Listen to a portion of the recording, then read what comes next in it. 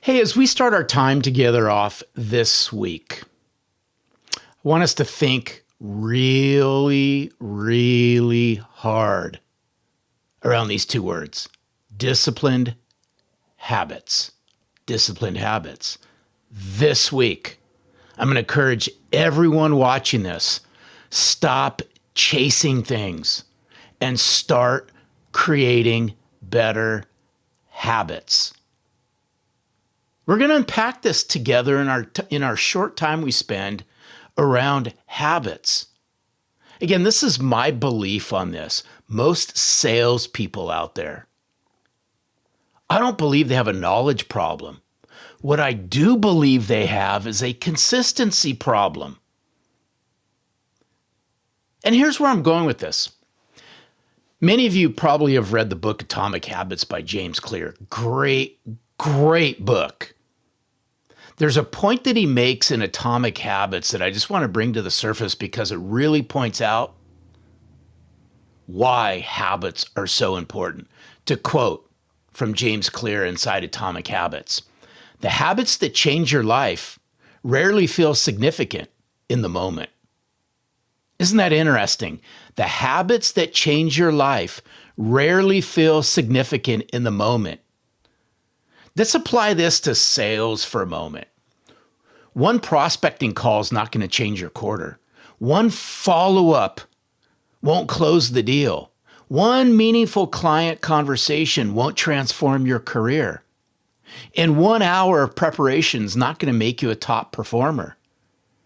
However, repeating those day in and day out, repeating those behaviors on a consistent basis, now you have something powerful because these small actions compound over time. It's the law of marginal gain that James Clear talks about in Atomic Habits. And this is where I believe, this one's going to hurt a little bit. This is where I believe many in sales need to remove the excuses. The excuses around, I don't have enough time, which is basically code for it's not important to me. This is where salespeople need to remove the excuses around the market is slow. People aren't buying. My territory is horrible.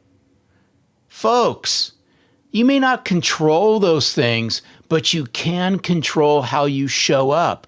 And it's all in those disciplined habits. You control whether you prospect.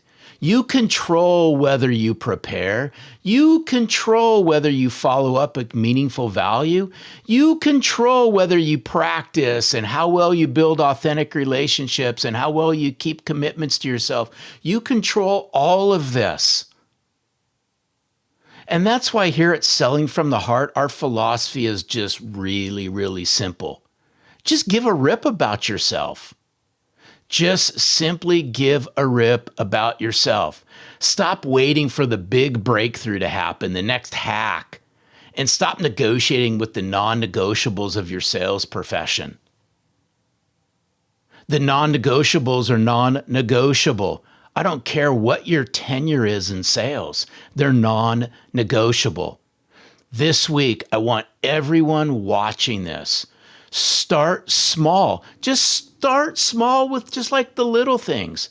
Start small by doing the right things with consistency and have the patience to give the results time to compound. Patience. Be peacefully present, peacefully patient. Your next level of success, however you're going to define your next level of success, probably isn't hiding in another tactic, another tip, another trick that you'll find from another salesperson or scrolling through LinkedIn. It's hiding inside the disciplined habits that each and every one of you keep avoiding. Tough message this week, but hopefully this has impacted you a little bit to think differently about the things that you all can accomplish. Why is all of this so important? Because your clients and your future clients, they'd rather connect to and do business with a sales professional who's genuine, who's authentic, who's building trust, who's developed disciplined habits, as opposed to a sales rep who's avoiding all of this, pointing fingers, finding excuses, negotiating their way out of things. I often refer to all these people as nothing more than an empty suit. Don't get caught in being an empty suit. Get caught in doing disciplined habits, and most of all, sell from the heart.